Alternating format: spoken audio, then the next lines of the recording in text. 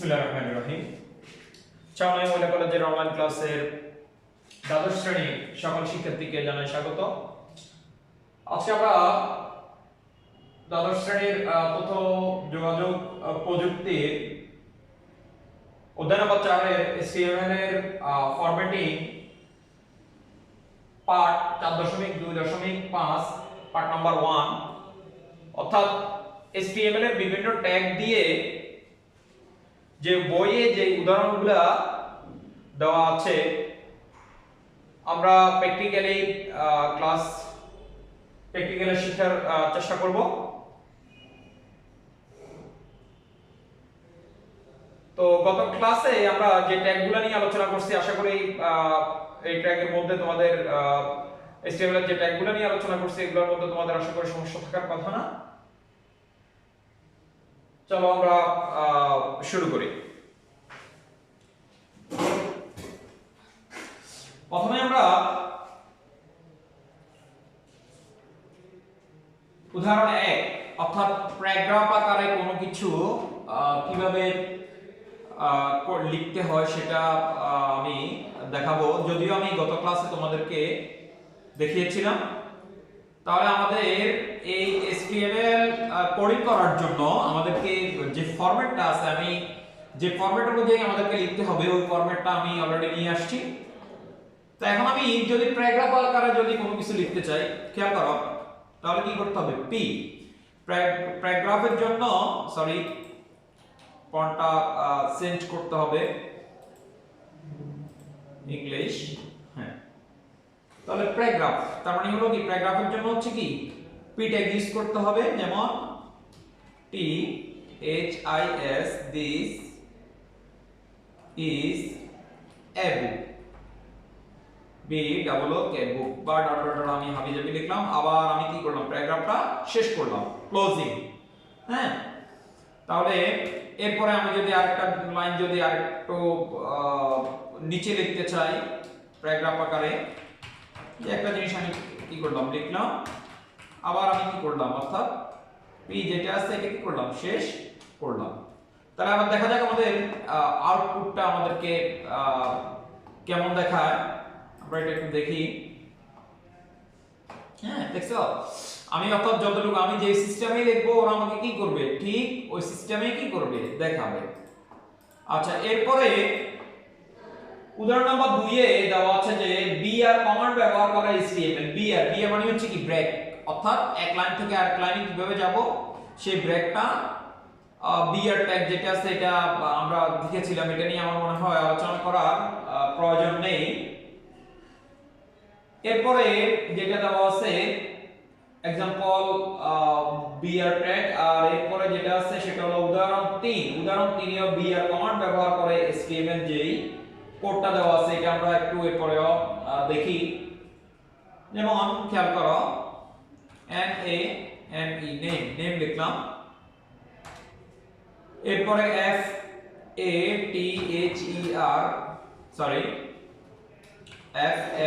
FATHER father, NAME name. এরপর লিখলাম আমি MOTHER মাদার, NAME নেম। তাহলে আমরা এটাকে সেভ করলাম। এরপরে এটার আউটপুটটা আমরা একটু দেখি। খেয়াল করো, name, father name, mother name এগুলো কোথায় আসলো? একেবারে প্রথম, অর্থাৎ একটা লাইনে এটা কি করতেছে? প্রদর্শন করতেছে। আমি চাচ্ছি যে আমার যে নেমটা আছে নেমটা থাকবে একটা লাইনে, ফাদার নেম যেটা আছে এটা থাকবে এক লাইনে, মাদার নেম যেটা আছে এটা থাকবে এক লাইনে। জাস্ট আমি এখানে কি করতে হবে?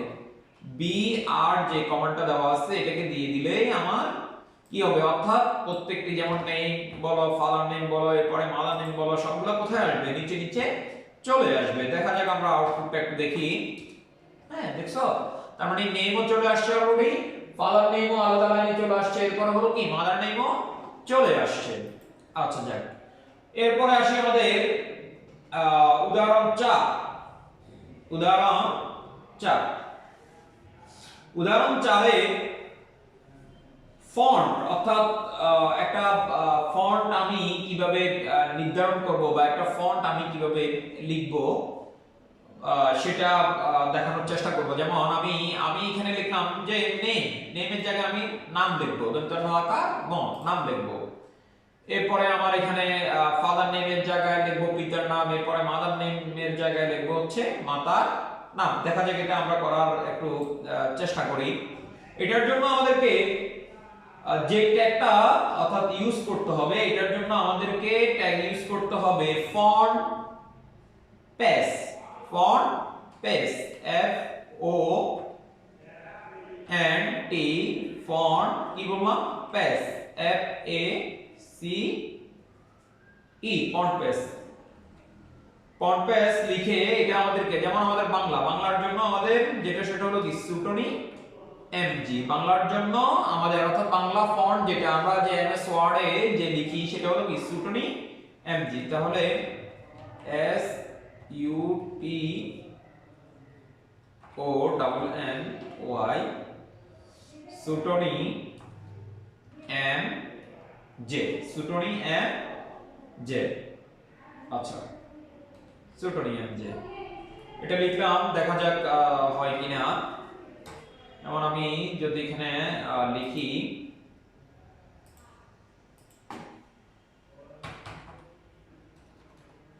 নাম, নাম, যদিও লেখাটা এমন দেখাচ্ছে, আমি ফন্ট যেটা আছে ফন্টটাকে আমি শেষ করি, এফ সরি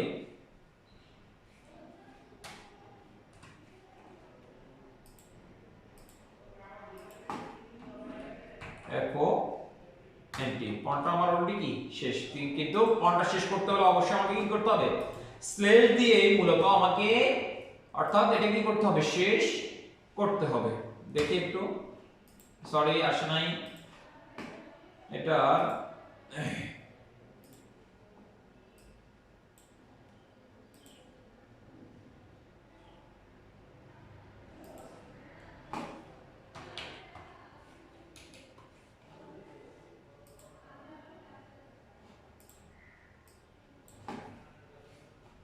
আসলে এটার প্রবলেমটা বুঝতেছি না আমি।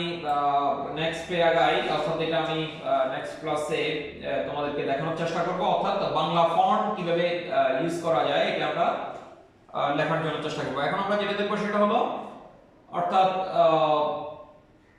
Font page. উদাহরণ পাশে ফন্ট ফেজটা আমরা কিভাবে করব, অর্থাৎ একটা ফন্টের কিভাবে একটা বডিতে আমরা কিভাবে কালার দিব এবং ফন্টের সাইজটা আমরা কিভাবে নির্ধারণ করে দিব সেটা আমরা দেখার চেষ্টা করব। তো এখন যেমন এই এটা একটু দেখাই তোমাদেরকে, খেয়াল করো। বডি, আমি যদি অর্থাৎ বডি বলতে আমরা কাকে বুঝাচ্ছি, অর্থাৎ এই যে একটা ব্রাউজার চালু হওয়ার পরে যে পেজটা আসে এটাতে আমরা কিভাবে কালার দিব, হ্যাঁ এটা আমরা দেখার চেষ্টা করব। তাহলে এটার জন্য যে কালারটা দিতে হবে সেটা হলো বিজি কালার বা ব্যাকগ্রাউন্ড কালার। হ্যাঁ, তাহলে বডি এখানে আমাকে যেটা করতে হবে সেটা হলো কি বিজি কালার দিতে হবে, busy colour, C O L O আর, বিজি কালারটা দিয়ে, যেমন আমাকে যদি আমি রেড দিই অথবা ইউডি দিই, তাহলে রেড দিলে আমাকে কি করতে হবে, রেড লিখতে হবে, আর ই ডি, রেড। আচ্ছা, দেখা যাক আসে কিনা।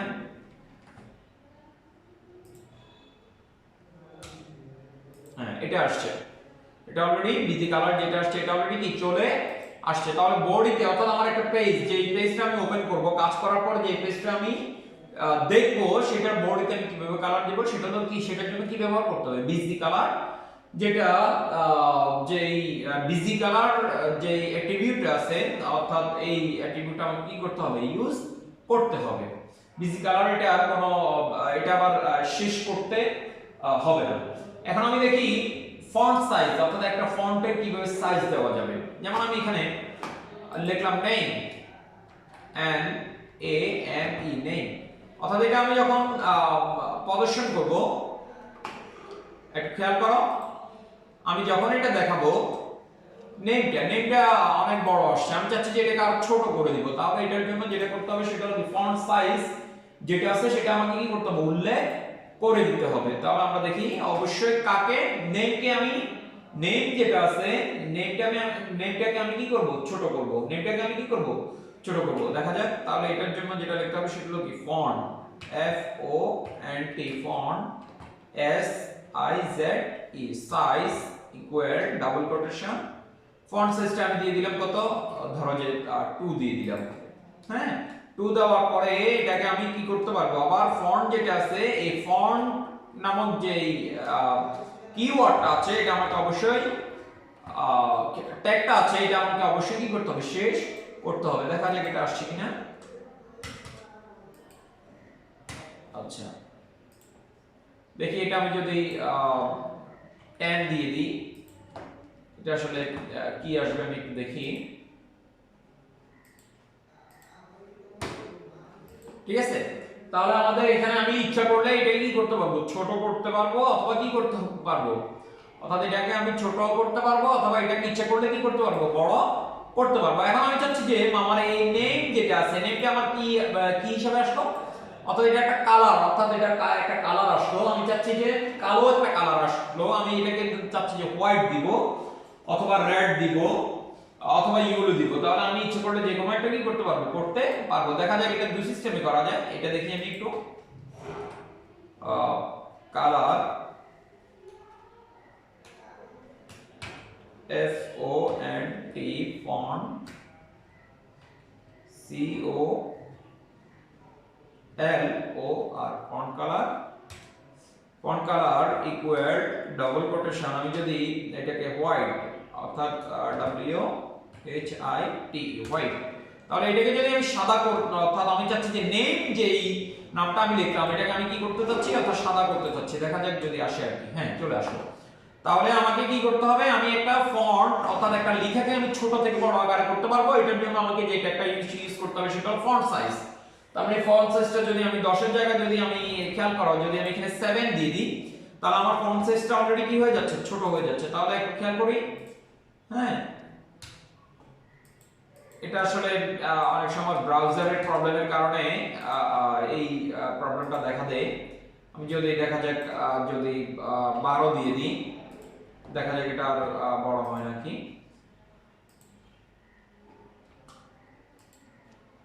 আচ্ছা, আমরা নতুন একটা ব্রাউজারে এটাকে খোলার চেষ্টা করি, দেখা যাক অন্য কোনো ব্রাউজার আমাদের কম্পিউটারে আছে কিনা। গুগল ক্রোমে আমরা একটু দেখি।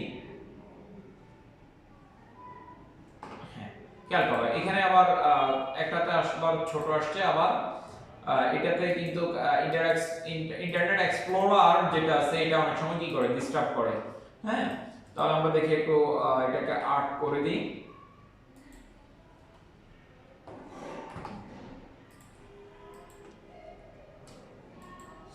আচ্ছা, ব্রাউজারের প্রবলেম কারণ মূলত এটা হচ্ছে। তাহলে আমাকে কি করতে হবে, ফন্ট সাইজ আমি 10 12 তোমাদেরকে দেখালাম যে ফন্ট সাইজটা আমরা কি করতে পারবো, ইচ্ছা করলে নির্ধারণ করে দিতে পারবো। এরপর ফন্ট কালার যেটা সেটাকে আমরা কি করতে পারবো, নির্ধারণ করে দিতে পারবো। আর এখানে হোয়াইটের জায়গায় যদি আমি ইয়েলো দিই অথবা রেড দিই অথবা যদি গ্রিন দিই অথবা গ্রে দিই অথবা গ্রিন দিই, খেয়াল করো যখন আমি এটা কি করব, সিলেক্ট করে দিব তখন সাথে সাথে এটা কি হয়ে যাবে, চেঞ্জ হয়ে যাবে। হ্যাঁ, এটা অলরেডি কি হয়ে যাচ্ছে, চেঞ্জ হয়ে যাচ্ছে। এরপরে আমাদের एग्जांपल নাম্বার হচ্ছে 6 ফন্ট ফ্যামিলি। ফন্ট ফ্যামিলি এটা হলো তোমার ফন্ট পেজেরই একটি কাজ। আমি যদি এটাকে যদি এরিয়াল ব্ল্যাক দিই অথবা এরিয়াল হোয়াইট দিই অথবা ব্লু দিই তাহলে সেটা কি হবে, ব্লু দেখাবে অথবা হোয়াইট দেখাবে। এটা আশা করি প্রয়োজন নেই। এরপরে আমাদের যেটা আছে সেটা হলো হ্যাঁ ইম্পর্টেন্ট একটা জিনিস আমাদের এখন আসছে, সেটা হলো HTML এর লিস্ট। HTML এর লিস্টকে আমরা সাধারণত 4 ভাগে ভাগ করতে পারি। একটা HTML এর লিস্টে আমরা কিভাবে ভাগ করতে পারি, 4 ভাগে ভাগ করতে পারি। তার মধ্যে নাম্বার 1 যেটা সেটা হলো ক্রমিক বিহীন, অর্থাৎ আনঅর্ডার লিস্ট, যাকে বলা হয় আনঅর্ডার লিস্ট, অর্থাৎ যার ভিতরে কি থাকবে না, কোনো ক্রমিক থাকবে না। এরপর নাম্বার 2 যেটা আছে সেটা হলো ক্রমিক যুক্ত, অর্থাৎ যার ভিতরে কি থাকবে, ক্রম থাকবে, 1 2 3 4 এরকম ক্রম থাকবে। এরপরে নাম্বার 3 যেটা সেটা হলো আমাদের বর্ণনামূলক লিস্ট বা ডেসক্রিপশন লিস্ট। 3 নাম্বার যেটা সেটা হলো আমাদের বর্ণনামূলক লিস্ট অথবা ডেসক্রিপশন লিস্ট। এরপর হলো নেস্টেড লিস্ট। নেস্টেড লিস্ট যেটা সেটা হলো এটা, অর্থাৎ একটা তালিকার মধ্যে যদি আমি অন্য আরেকটি তালিকা অর্থাৎ অর্ডার লিস্ট এবং আনঅর্ডার লিস্ট, যদি অর্ডার লিস্টও করব আবার তার সাথে আনঅর্ডার লিস্টও করব, অথবা এটা ছাড়াও আমি করতে পারি, এটাকে মূলত বলা হচ্ছে নেস্টেড লিস্ট। অর্থাৎ নেস্টেড লিস্ট মানে হলো কি একটা লিস্টের ভিতরে যখন অন্য আরেকটা লিস্ট ঢুকানো হয় তখন এটাকে বলা হয় নেস্টেড লিস্ট। তাহলে আমাদের লিস্ট হলো HTML লিস্ট হলো কয় ধরনের, আমাদের HTML লিস্ট হলো 4 ধরনের। নাম্বার 1 যেটা সেটা হলো আনঅর্ডার লিস্ট, নাম্বার 2 যেটা সেটা হলো অর্ডার লিস্ট, নাম্বার 3 যেটা সেটা হলো ডেসক্রিপশন লিস্ট, নাম্বার 4 যেটা সেটা হলো নেস্টেড লিস্ট। তাহলে আমাদের আনঅর্ডার লিস্ট কাকে বলে, অর্থাৎ যে লিস্টের কোনো কি নেই, ক্রম নাই, যে লিস্টের কোনো ক্রম নাই তাকে বলা হয় আনঅর্ডার লিস্ট, আর যে লিস্টের কি আছে, ক্রম আছে, তাকে বলা হয় কি, অর্ডার লিস্ট। এরপর যেটা নাম্বার 3 যেটা সেটা হলো বর্ণনামূলক, যেটা অর্থাৎ যে সকল তথ্যে বুলেট বা নাম্বার প্রদর্শিত হয় না, যে সকল তথ্য অর্থাৎ বুলেটও থাকবে না নাম্বারও থাকবে না, শুধু ব্লাঙ্ক দেখাবে, এটাকে বলা যাচ্ছে আমাদের বর্ণনামূলক লিস্ট বা ডেসক্রিপশন লিস্ট। এরপর আমাদের 4 নাম্বার যেটা সেটা হলো নেস্টেড লিস্ট। নেস্টেড লিস্টের ক্ষেত্রে যেটা সেটা হলো একটা লিস্টের মধ্যে যখন অন্য আরেকটা লিস্ট আসবে, অর্থাৎ এক লিস্টের, অর্থাৎ একটা লিস্টের ভিতরে যদি আমি একের অধিক লিস্ট যদি নিয়ে কাজ করি তখন এটাকে বলা যাচ্ছে নেস্টেড লিস্ট। আচ্ছা, আমরা একটু দেখবো সেটা হলো আমাদের আনঅর্ডার লিস্ট যেটা আছে, এটা দেখার জন্য আমরা একটু চেষ্টা করব। সেটা হলো একটু দেখি আমরা আমাদের আনঅর্ডার যে লিস্টটা দেওয়া আছে ক্রমবিহীন, অর্থাৎ ক্রমবিহীন যে লিস্টটা আছে এটা আমরা একটু দেখার চেষ্টা করব। খেয়াল করো, তাহলে এটার জন্য আমাদেরকে কি করতে, সরি বোর্ড এটা শেষ অলরেডি কেটে দিছি, বডি, হ্যাঁ বডি। আচ্ছা, তাহলে এটাকে আমাকে গিয়ে যেটা করতে হবে সেটা হলো এই আনঅর্ডার লিস্ট আবার কয় ধরনের হয়ে থাকে, 4 ধরনের। একটা হলো ডিএসসি লিস্ট, এরপরে হলো সার্কেল লিস্ট, এরপরে হলো স্কয়ার লিস্ট, এরপরে হলো নন লিস্ট এর HTML। তাহলে ডিএসসি লিস্টের HTML, এরপর হলো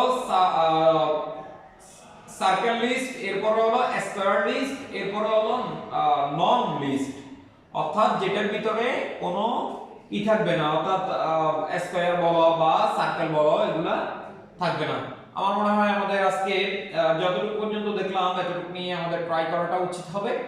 আজকে আর এটা নিয়ে আলোচনা না করি, নেক্সট ক্লাসে আমরা HTML এর এই লিস্ট নিয়ে আলোচনা করার চেষ্টা করব।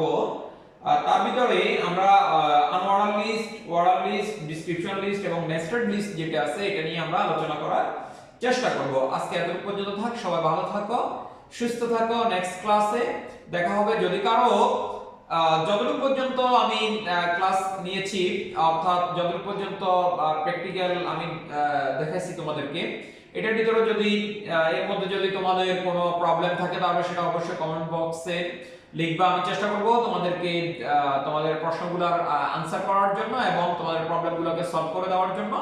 আমি আবারও বলছি, এই ক্লাসগুলো শুধু প্র্যাকটিক্যাল করলে হবে না, এগুলো তোমাদের নিজেদেরকে প্র্যাকটিস করতে হবে।